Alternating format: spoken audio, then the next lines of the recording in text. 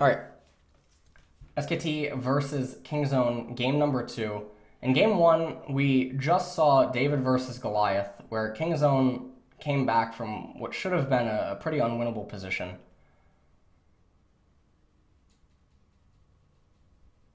And now SKT in game number 2. So they're banning away Jace, they're banning away Gnar, they're banning away Kha'Zix. Let me make sure this is ×2 speed. Okay. KingZone actually ban away the Gangplank. This time it would be on blue side, so a little bit safer. Vladimir also banned away in Sedge. So Azir left open. Zoe is also left open, but SKT actually saying that they don't want either. They go for the Galio. Ezreal picked up by KingZone. They could just go ADC support. Instead, they want to get Camille out of the way. Okay, ADC support is the best here.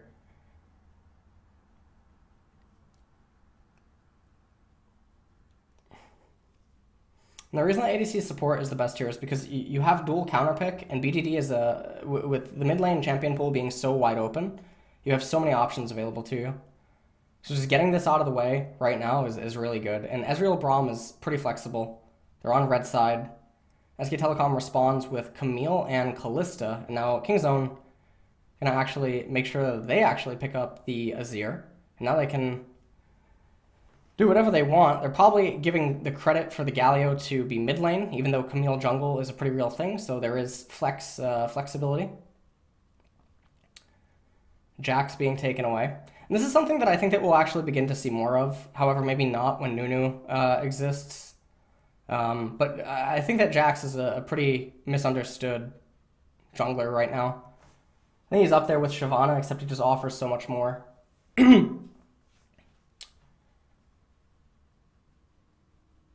Zac now banned away. And so right here, if you're KingZone, you could just pick jungle and give Khan counter. Let him know exactly what he's up against. Yep. Jax being banned away, they pick... Oh, I thought they were going to pick a Ditto. Cuz is in. So Nidalee, he is probably the best Nidalee in Korea. He's really known for his Nidalee, and he's also known as a Kha'Zix god, so... He also looks maybe like he's a little bit cold. I don't really know. All the players have heat packs.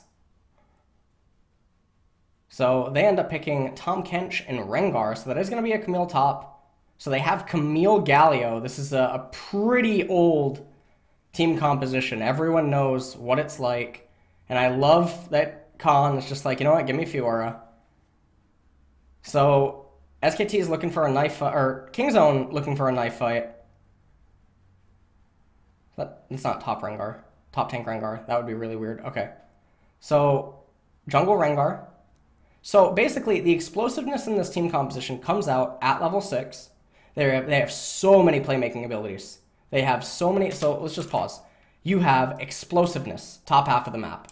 You have explosiveness, bottom half of the map. Right? Teleport available. You can 5-man bottom. You can get so many parties going. If Bane gets ahead and effort's allowed to roam, you have so many more angles that you can take. Right? You have explosiveness here, even. You know, once effort has 6, even if Rengar ult is on cooldown and stuff. Realistically, that's going to be pretty hard to coordinate. But when you're KingZone, what you're looking at here is that Nidalee has a lot of potential to prank lanes, right? She can disrupt top a lot, get Khan a pretty big lead. She can disrupt mid lane quite a bit. But you have to assume that Galio is likely going to have teleport available. I don't know if he's going to have Spellbook or what. Probably going to end up having... Well, maybe not going to have Spellbook. Can prank mid lane a lot. Down in bottom lane, this is oddly enough where Nidalee could probably find some kills, even though there's a Tahm Kench, just because they're so sticky and they can close so much range. And obviously with the exhaust, it's pretty good there. So KingZone, later on into the game, obviously Nidalee is going to want to get ahead of Rengar. They are going to win through kiting fights backwards, or getting to a stage where SKTelecom, they're infinitely more reliant on summoner spells, right? Like having their flashes, their cooldowns, etc., than KingZone is. And if they can get to that stage, they can win through the barrage that comes out of Nidalee, Azir, and Ezreal. And so basically they'll just keep hurling spears and, you know, arrows at the opponent and try to put them back, you know, gut one of them. Because in order for this team composition to work, basically Callista is actually super, super important. These three are, you know, this is actually like, these are like the bishops and the knights. But Callista is the true queen of the team composition. Like, these guys set it up for her, and then it's on her to close it out. If Callista can go down, or if she's forced to recall from a fight, which it's on effort to obviously stop that or prevent it from happening, they can't really do a whole bunch unless Thal is like monstrous, or if Blank is monstrous. Because otherwise, KingZone is just going to be able to survive. They're going to be able to sustain the initial opening burst, and then they can just continue to kite backwards.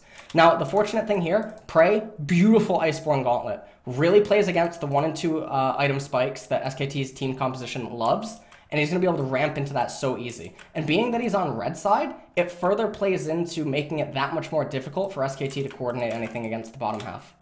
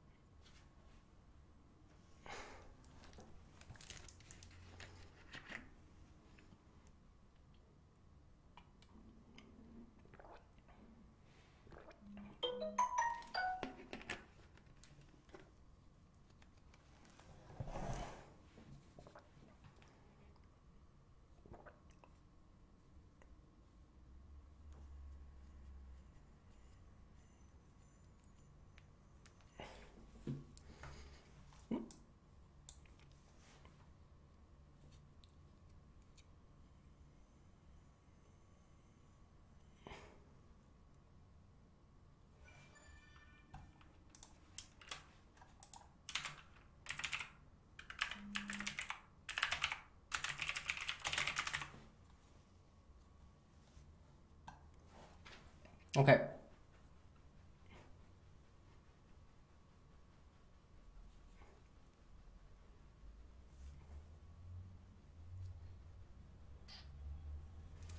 Opening, not really that exciting. They're just trying to make sure to get an exact idea on where does Blank want to start, because that dictates a lot of the pace. It looks like Cuz and Khan want to start on the blue, but Thal and Blank is here. And he wants to make sure that the reset at least occurs, which it does.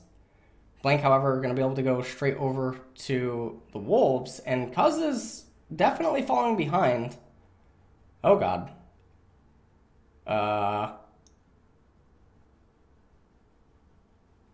What? Thal? Okay, they got him.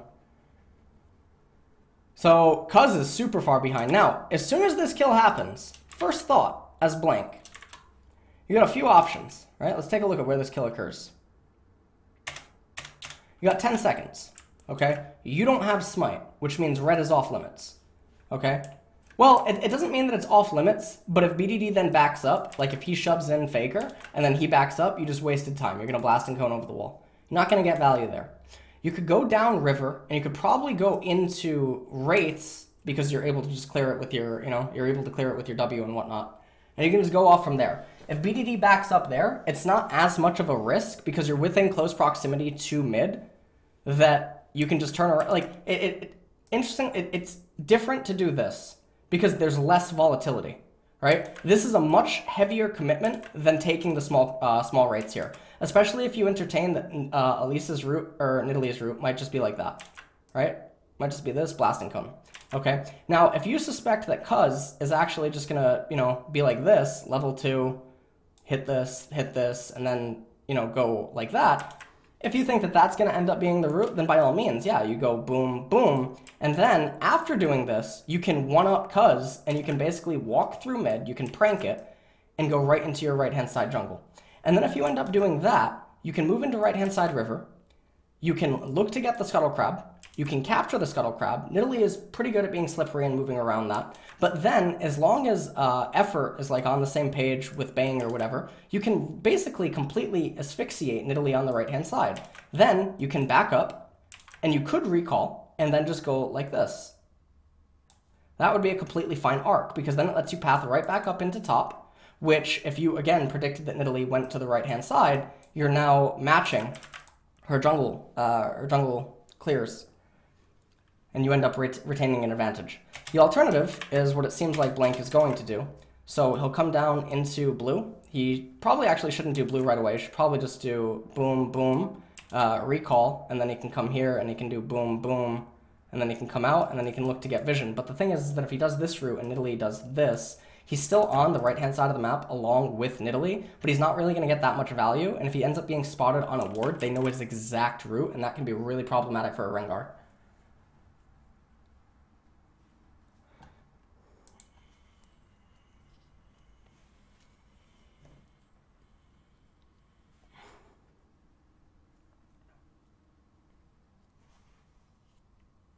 Nidalee did end up going to the right-hand side. Let's see if Nidalee actually, if Cuz goes for blue into red. Maybe he anticipates what Blank's going to do. No, he does blue, swings around, plants the ward. So this part of the game is all mind games with what's happening. It's basically really knowing your opponent. Now you can see that Blank did recall. He got his jungle camps. He does his wraiths before his red. I suggested that he do golems red wraiths or golems wraiths red. See how he's going to do the same route, but one is just more efficient than the other. So it doesn't make that much sense. Unless he's actually planning to just go bottom right away. But there's really no gank opening or opportunity there that you can see on the minimap. So a little bit unfortunate there. I think that the route there could have just been optimized ever so slightly. And now you can see he's pathing onto the left-hand side of the map, and Nidalee is at the golems.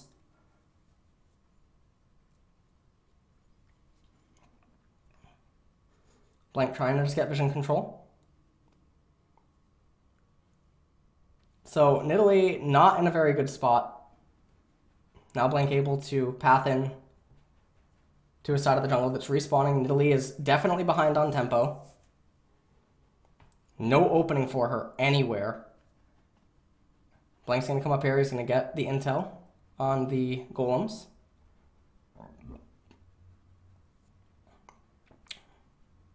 KingZone responding by capturing an Ocean Drake. It's pretty big for them, considering how much poke they have, how much sustain. So if we're going to further enable Prey and Gorilla to just be that much more obnoxious. Khan trading really aggressively.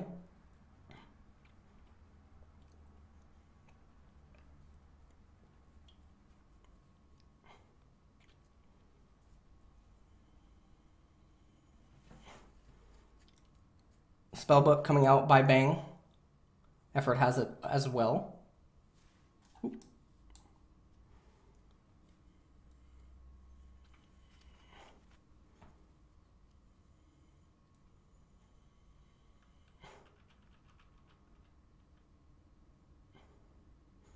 So right now, this is the part in the game where SKT ideally want to make sparks fly. And so this is also part of the coordination. You know, if Bang and Effort just keep using this perma-shove and they don't get anything out of it, they keep up in CS, but Ezreal doesn't care about that. You don't really create an opening or an opportunity unless Faker has priority in mid, and you know that your jungle has priority on the enemy jungler. And that way you can make to look something happen with like a 4-man in bottom. Because there's no teleports available, it's not like you can path into their blue side jungle, get a ward behind their Gromp, teleport in your top laner, and just have a 5-man. So these are some of the things that I talk about in some of the VOD reviews in regards to, you know, it's not just a lane versus lane. There's jungle components as well. Blank moving up here. But you see that Faker does not have priority. So it's not like Faker can move up. If Faker could move up, Khan's a sitting duck. But Faker is under constant pressure, and Blank is not really alleviating it. Now Faker's going to end up recalling, and you can see that BDD just maintains constant pressure. So if we went back a few minutes, there's definitely points in the lane where if Blank would just prank for Faker and maybe shove out together, and they can control the vision on the sides, they can look for openings with Faker's ultimate, but they're not even trying to do that. They're just content to continuously keep playing this small scaling game. SKT now going to pick up the Herald. That's an early smite. End up getting it anyway. There's really no danger. They have all the vision. So Blank now getting the Rift Herald. It's obviously quite big for them. Teleport coming in back to bottom lane. They want to make sure that their bottom tier 1 turret doesn't go down.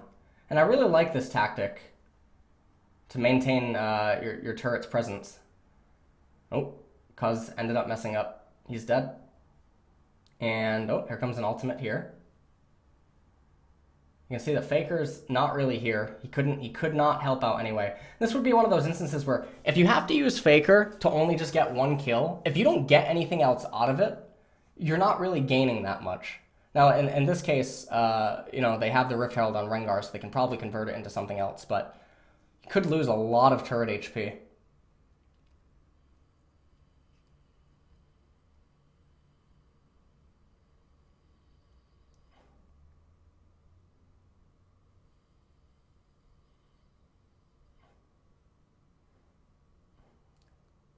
He's like, you know what, I think you look fabulous.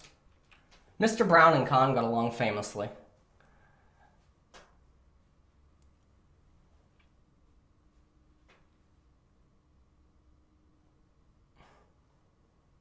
Khan getting ahead is something that SKTelecom does not want to have to deal with.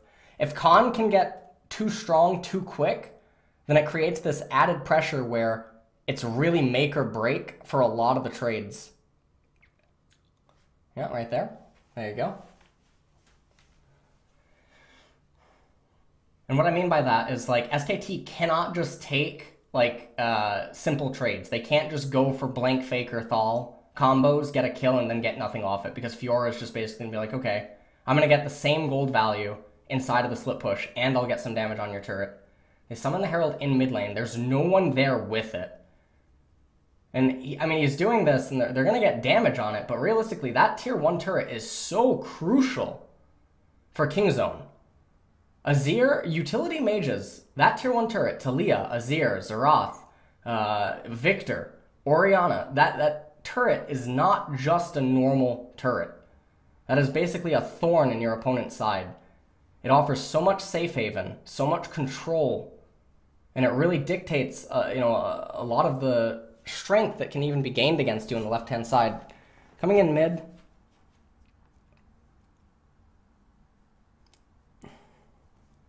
Blank's pathing on paper, it looks good this game, right? Probably to most people, but realistically, the pressure he didn't grant any pressure relief in spots where he should have been looking to grant it, especially given, how far ahead he was. God.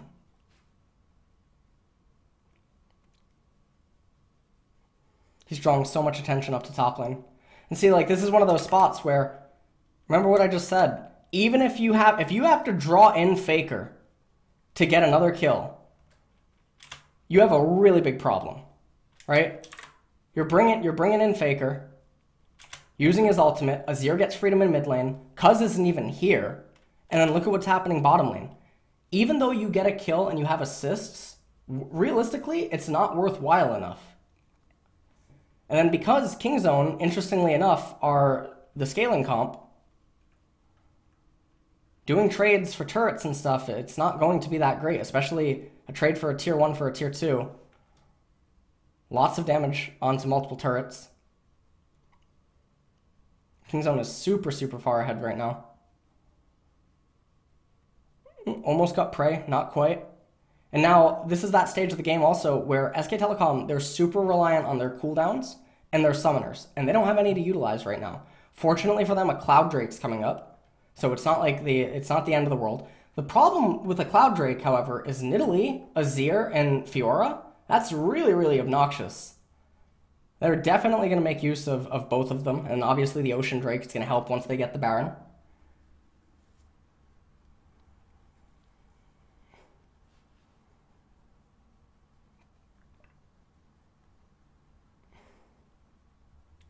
It's like he just draws so much pressure.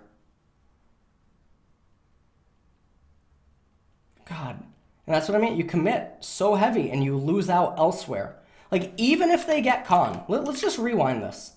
Let's say, hypothetically, they eventually bring him down with Faker. Let's say Cuz doesn't even come to his aid. You're going to lose all of this vision.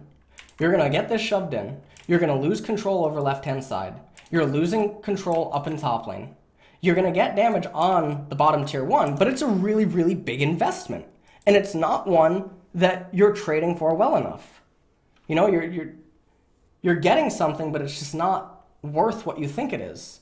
And the commitment is so heavy, it sets you back. Look at how behind they are now. Now they have to wait again, they have to wait for their cooldowns, and it's just giving KingZone more and more time to ramp and catch back up.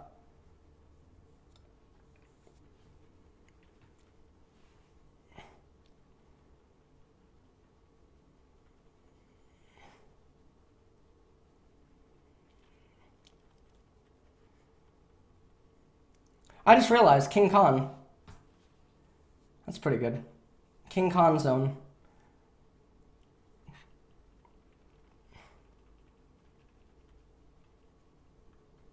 Okay, I mean, you know, it would be not, so like I feel like most players that can't pilot Fiora, they watch this and they're like, you know what? What happens when that certain top laner watches this and he's like, you know, top laners are bad, right? And he like watches Fiora and Jace and he like watches Khan pilot it.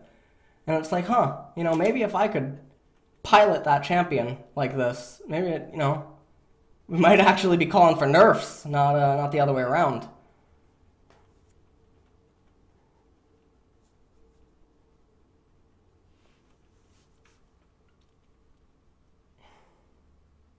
Khan is truly like the faker of top lane. It's pretty scary thing.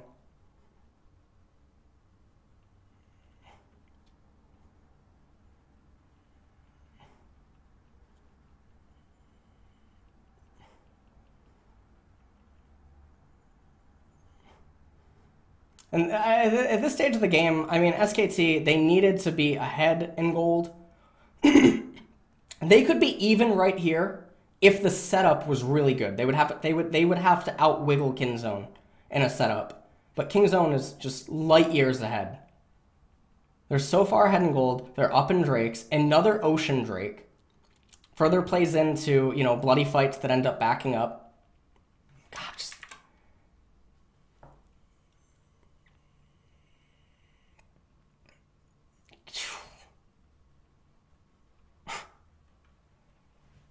Rengar using his ultimate, not going to find anything. You can see SKTelecom, they're just struggling so hard.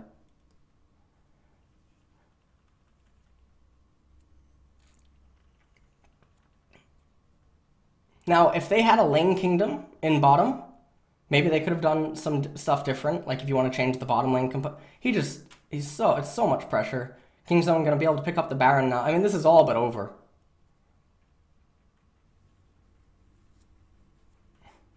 Nali is basically full utility. You can see Ezreal, he's just so, everyone on KingZone is just so strong right now. And now this is the stage of the game where a few of SKTelecom's members, they begin to, well, Camille still has to get to her 2 items, but they're basically going to be the same champions.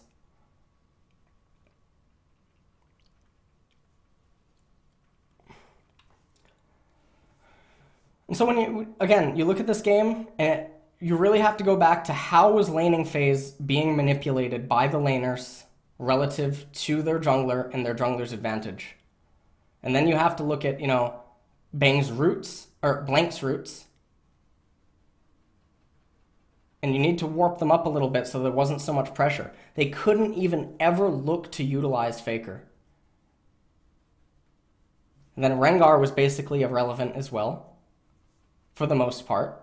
Cuz could have almost been any champion in the game.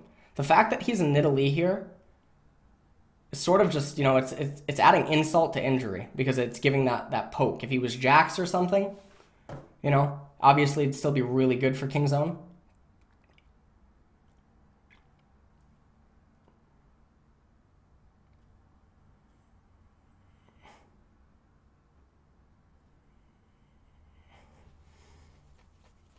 The Art of Split Push by King Khan.